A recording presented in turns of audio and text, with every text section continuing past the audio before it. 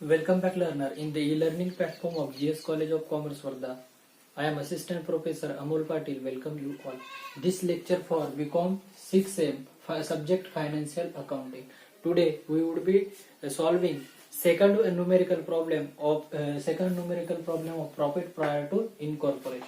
Okay, so सबसे पहले ये जो लेक्चर आपको मिलेगा तो ये वीडियो के नीचे जो डिस्क्रिप्शन बॉक्स है उसमें जाइए और लेक्चर को डाउनलोड कीजिए और लेक्चर को डाउनलोड करने के बाद रीड आउट कीजिए और उसको समझिए।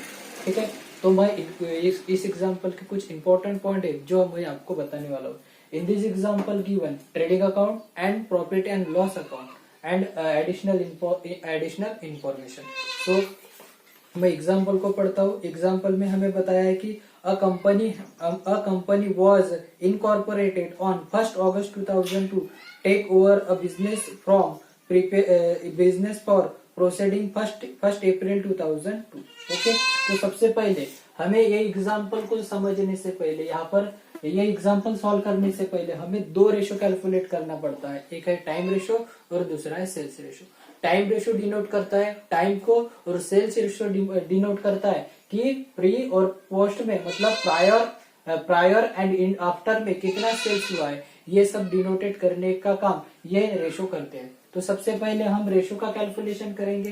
तो यहाँ पे जो सबसे पहला रेशो निकल के आ जाएगा वो रहेगा टाइम रेशो, वो है टाइम रेशो। सबसे पहला रेशो जो हमें निकालना पड़ता है वो कौन सा है, टाइम रेशो। ओके, और टाइम रेशो में दो टाइम रहेंगे हमारे पास, मतलब जो पीरियड है उसको हम दो इसमें डिवाइड करेंगे, एक प्रायर और दूसरा आफ्टर, जिसको हम प्री और पोस्ट भी कहते हैं। तो यहाँ पर आएगा प्री पीरियड,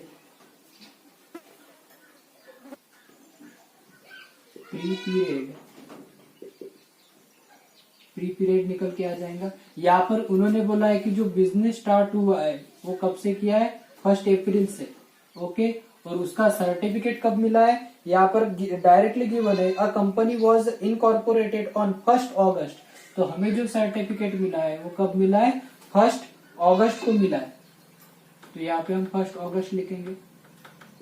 ओके, अभी यहाँ से कैलकुलेशन करो, 1 अप्रैल से लेकर 1 अगस्त तक कितने महीने होते हैं, अप्रैल मई जून जुलाई। ठीक है, 1 अगस्त नहीं आएगा, जुलाई तक आएंगे। तो इसके कितने महीने हो गए, 4 मंथ। देन जो पोस्ट पीरियड रहेगा, पोस्ट पीरियड उसका कैलकुलेशन अगर हम करते हैं तो कहाँ से शुरू होगा वो, 1 अगस्त से लेकर टू 31 मार्च तक। 1 अगस्त से लेकर कहाँ तक जाएगा, 31 मार्च तक। तो अगस्त, सितंबर, अक्टूबर, नवंबर, दिसंबर, जनवरी, फेब और मार्च, टोटल कितने महीने हो गए, 8 मंथ। कितने मंथ हो गए, 8 मंथ। इसका मतलब हमने जो टोटल 12th मंथ है उसको डिनोट टाइम इसमें डिनोट कर दिया। एक मिल गया 4 मंथ और दूसरा मिल गया 8 मंथ। इसका रेशो हम निकालेंगे तो टाइम रेशो क्या बनेगा हमारे पास, टाइम रेशो बन के आएगा हमारे पास कितना, 4:8। इसका मीनिंग क्या हो जाएगा, अगर इसको सॉल्व करेंगे तो 1:2। ठीक है, तो ये हमारा बन गया रेशो, टाइम रेशो। ठीक है, तो सबसे पहले हमने टाइम रेशो डिनोट किया है। सेकंड भी हम करते हैं सेल्स रेशो। सेकंड जो रेशो हमारे पास रहता है वो कौन सा रहता है, सेल्स रेशो। सेल्स रेशो का हम निकालते हैं। अगर कुछ ना कुछ एग्जांपल में आपको उस रेशो से रिलेटेड दिया रहेगा तो एग्जांपल थोड़ा पढ़ते हैं। The accounts were made up to 31 March 2003 as usual and a trading and profit loss account for give the following result. ठीक है, तो इसमें लास्ट पैराग्राफ में आपको दिया है the sales from 1 April 2002 to 31 July 2002 was ₹30,000। Total sales की amount हमें गिवन है, टोटल सेल्स हमें गिवन है। टोटल सेल्स जो हमें गिवन है उसका अगर एग्जांपल में देखते हैं तो वो टोटल है 1,20,000। टोटल कितना है, 1,20,000। तो उन्होंने बोला कि जो प्री पीरियड वाला सेल्स है, प्री पीरियड वाला जो सेल्स है वो कितना है। तो प्री पीरियड वाला सेल्स उन्होंने कहा है कि जो टोटल सेल्स था, टोटल प्री पीरियड वाला जो सेल्स था मतलब 1 अप्रैल से लेकर 31 जुलाई तक जो सेल्स था वो कितना था, 30,000। वो कितना था 30,000। अभी ये मुझे एक बात बताओ कि टोटल सेल्स 1,20,000 है, उसमें से प्री पीरियड का सेल्स कितना निकल के आया 30,000। इसका मतलब पोस्ट पीरियड का सेल्स कितना रहेगा, पोस्ट पीरियड मतलब कब से 1 अगस्त से लेकर टू 31 मार्च तक, 1 अगस्त से लेकर 31 मार्च तक कितने हो जाएंगे, रिमेनिंग अमाउंट 90,000। इसका मतलब सेल्स रेशियो हमारे पास निकल के आएगा, सेल्स रेशियो निकल के आ जाएगा कितना 39। इसका मतलब 1:3 जो सेल्स रेशियो निकल के आ जाएगा वो कितना रहेगा 1:3। कैसे निकाला, 3 1 जा 3, 3 3 जा 9। इसके हिसाब से हमने पहला टाइम रेशियो और दूसरा सेल्स रेशियो, ये दोनों रेशियो यहाँ पर निकाले। सबसे पहला काम आपको यही करना है कि रेशियो को डिवाइड करना है, मतलब वर्किंग करना है। उसके बाद आपको एग्जाम्पल को सॉल्व करना है। चलो यहाँ तक सबको क्लियर हो गया होगा कि हमने सबसे पहले टाइम रेशियो को निकाला, फिर सेल्स रेशियो को निकाला। और कुछ वर्किंग रहती तो उसको भी हम निकालेंगे। ये पहला दूसरा एग्जाम्पल है, इसलिए यहाँ पे उतना कुछ नहीं है, ठीक है। उसके बाद हमें एग्जाम्पल में क्या गिवन है, ग्रॉस प्रॉफिट और उसके साथ हमारा PNL account, sorry trading account और पीएनएल अकाउंट। तो ट्रेडिंग अकाउंट का हमें यहाँ पर कोई लेना देना नहीं है, क्योंकि यहाँ पर हम क्या प्रिपेयर कर रहे हैं, profit and loss account he prepare कर रहे हैं। बट उसका जो ग्रॉस प्रॉफिट निकलेगा वो ग्रॉस प्रॉफिट हमें यहाँ पर लिखना पड़ेगा। आप ट्रेडिंग अकाउंट्स का कोई भी आइटम यहाँ पर नहीं लिखेंगे ग्रॉस प्रॉफिट को छोड़ के, ठीक है। आपको कंफ्यूज करने के लिए वहां पर ट्रेडिंग अकाउंट भी मेंशन रहेगा, पर ट्रेडिंग अकाउंट का आपको कुछ नहीं करना है। तो चलो यहाँ पे हम ग्रॉस प्रॉफिट को निकालते, ग्रॉस प्रॉफिट को लिखते। तो ग्रॉस प्रॉफिट हमें गिवन है क्वेश्चन में, ग्रॉस प्रॉफिट इसको डिनोट करते किस रेशो पे, सेल्स रेशो पे। सेल्स रेशो कितना निकला 1:3, जो सेल्स रेशो निकला वो कितना निकला 1:3। तो 1:3 से हम क्या करेंगे, उसको डिनोट करेंगे। तो टोटल ग्रॉस प्रॉफिट है हमारे पास, टोटल ग्रॉस प्रॉफिट है 30,000, ठीक है। उसको अगर हम क्लासीफाई करते इंटू 4 करते तो एक निकल के आ जाएगा 1,500 और दूसरा निकल के आ जाएगा 22,500, ठीक है। तो यहाँ पर ग्रॉस प्रॉफिट निकल के आया प्री पीरियड का 7,500 और पोस्ट पीरियड का कितना आ जाएगा 22,500। तो सबसे पहले हमने ग्रॉस प्रॉफिट को क्या कर दिया, सेल्स रेशियो से डिवाइड कर दिया। उसके बाद कुछ एक्सपेंसेस हमारे पास आते हैं, कौन से, स्टैंडिंग एक्सपेंसेस, वेरिएबल एक्सपेंसेस और अनकॉमन एक्सपेंसेस, ठीक है। तो पहले हम कौन से एक्सपेंसेस लिखेंगे, स्टैंडिंग एक्सपेंसेस यहाँ पर लिखेंगे, to standing expenses, standing expenses, okay. तो स्टैंडिंग एक्सपेंसेस में कौन कौन से एक्सपेंसेस है वो लिखेंगे। इसको डिनोट करते किस रेशो के बेस में, टाइम रेशो में। इस रेशो के बेस में डिनोट करते टाइम रेशो। टाइम रेशो कितना निकला 1:2, टाइम रेशो निकला हमारे पास 1:2। तो चलो एग्जांपल में रेंट एंड टैक्सेस हमें गिवन है, रेंट, रेट एंड इंश्योरेंस, ये हमारा हो जाएगा स्टैंडिंग रेशो। यहाँ पे लिखेंगे rent, rate and insurance, rent, rate and insurance. Total amount है 1,800, ठीक है। नेक्स्ट हमारे पास गिवन है डायरेक्टर फीस। ये कौन सा एक्सपेंसेस रहेगा, अनकॉमन, क्योंकि ये ज्यादा ये किस में यूज होता है, डायरेक्टर फीस कंपनी में, मतलब ये पोस्ट वाला आफ्टर वाला एक्सपेंसेस होगा, तो ये यहाँ पर स्टैंडिंग में नहीं आएगा। उसके बाद सैलरी, यहाँ पर हम सैलरी लिखेंगे। सैलरी की टोटल अमाउंट है 5,100। देन ऑफिस एक्सपेंसेस, ये भी हमारा स्टैंडिंग एक्सपेंसेस है।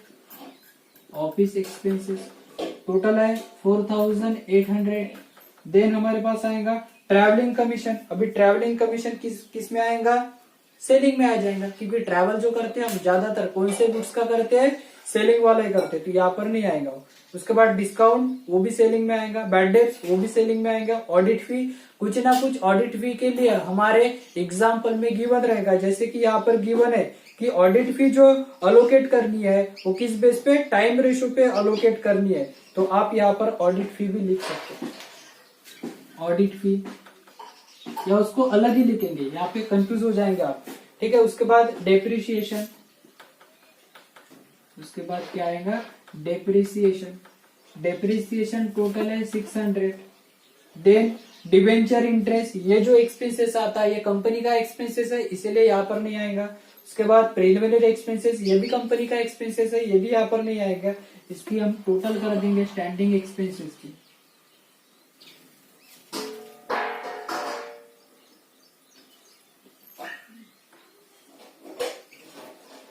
ठीक है, ऑडिट फी भी लिख देते हैं यहाँ पर। ऑडिट फी 750 टोटल हो जाएंगे हमारे पास यहाँ पर 13,050। टोटल कितने हो जाएंगे 13,050। अगर इसको हम डिवाइड करेंगे किस रेशो में 1:2 में, तो इसका कैलकुलेशन निकल के आ जाएगा 4,350 और इसका निकल के आ जाएगा 8,700। ये हो जाएंगे हमारे स्टैंडिंग एक्सपेंसेस। उसके बाद हम लिखते हैं वेरिएबल एक्सपेंसेस। कौन से एक्सपेंसेस आते हैं वेरिएबल एक्सपेंसेस। हम वेरिएबल एक्सपेंसेस डिनोट करेंगे, ये किस बेस पे होते हैं सेल्स रेशो पे। तो सेल्स रेशो हमारे पास है 1:3। सेल्स रेशो हमारे पास है 1:3। ठीक है, इसमें से कौन से रेंट एंड इंश्योरेंस तो लिखा है, डायरेक्टर फीस नहीं आएंगे, सैलरी नहीं आएंगे, ऑफिस एक्सपेंसेस नहीं आएंगे, ट्रैवलर कमीशन यहाँ पे आएंगे, ट्रैवलर कमीशन। ट्रैवलर कमीशन है टोटल 1,200। नेक्स्ट आएगा डिस्काउंट। डिस्काउंट भी सेल से डिनोट करता है, तो डिस्काउंट की टोटल है 1,500। देन बैड डेब्स भी आएगा, बैड डेब्स ये भी सेल से रिलेट करता है, बैड डेब्स है 300। देन ऑडिट फी तो हमने लिख दिया, डिप्रिसिएशन नहीं आएगा, डिबेंचर इंटरेस्ट नहीं आएगा, उसके बाद ये कुछ भी नहीं आएगा, तो इसकी टोटल हो जाएंगी 3,000। इसके टोटल हो जाएंगे 3,000 और इसको हम डिवाइड करेंगे किस रेशो में 1:3 वाले रेशो में। अगर इसको हम डिवाइड करते हैं तो इसमें आ जाएगा 750 और इसमें आ जाएगा 2,250। ठीक है, देन हम क्या लिखेंगे अनकॉमन वाले एक्सपेंसेस लिखेंगे, तो यहाँ पर आ जाएंगे वो अनकॉमन एक्सपेंसेस। अनकॉमन एक्सपेंसेस का मीनिंग क्या है, जो दोनों में कॉमन नहीं है, सिर्फ कहाँ पर आती है पोस्ट वाले, मतलब आफ्टर वाले पीरियड में आते हैं, जो कंपनी को रिलेट करते हैं। सिर्फ कंपनी में जो एक्सपेंसेस आते हैं वो सभी के सभी एक्सपेंसेस अनकॉमन एक्सपेंसेस में आते हैं। तो यहाँ पर हमें गिवन है सबसे पहला वाला एक्सपेंसेस डायरेक्टर फीस।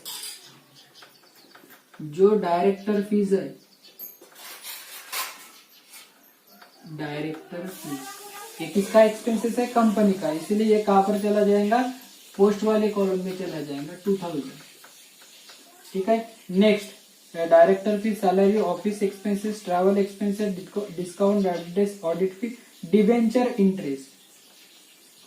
जो हम डिबेंचर इशू करते हैं, इशू करने का सिर्फ राइट्स किसको है कंपनी को है, तो डिबेंचर वाला इंटरेस्ट कंपनी के केस में कैलकुलेट होगा। ये बन गई कंपनी और ये बन गई सोल ट्रेडर या पार्टनरशिप वाला फर्म। ओके, यहाँ पर कंपनी वाला है। प्रिलिमिनरी एक्सपेंसेस ये भी कंपनी के केस में आता है, इसीलिए हम प्रिलिमिनरी एक्सपेंसेस को भी किस केस में लिखेंगे पोस्ट वाले कॉलम में लिखेंगे। टोटल है 500। टोटल है 500। ये हो गया हमारा टोटल। तीन जो एक्सपेंसेस थे हमने डिवाइड कर दिए 3 इसमें, एक हो गया स्टैंडिंग वाला, दूसरा हो गया वेरिएबल वाला और तीसरा हो गया अनकॉमन वाला। तो इसको हमने डिनोट कर पहले लिख लिया डिवाइड करके, और अब हमें क्या करनी है टोटल करनी है। तो यहाँ पर हमेशा ध्यान रखना जब भी आप टोटल करेंगे, ये वाला जो प्रॉफिट है 3 का, ये कहाँ पर जाएगा कैपिटल रिजर्व पर जाएगा, और ये प्रॉफिट है वो कहाँ पर जाएगा हमारा regular net profit and loss account में जाएगा। ऑब्जेक्टिव में आपके पास ये क्वेश्चन आ सकता है कि प्रॉफिट प्रायर इनकॉर्पोरेशन में प्रायर पीरियड वाला या पी पीरियड वाला जो प्रॉफिट है कैपिटल प्रॉफिट है वो क्या कहलाता है। तो ये हमें हमेशा क्या कहलाएगा कैपिटल प्रॉफिट, और कहाँ पर जाएगा कैपिटल रिजर्व में जाएगा। तो हम यहाँ की टोटल कर देंगे।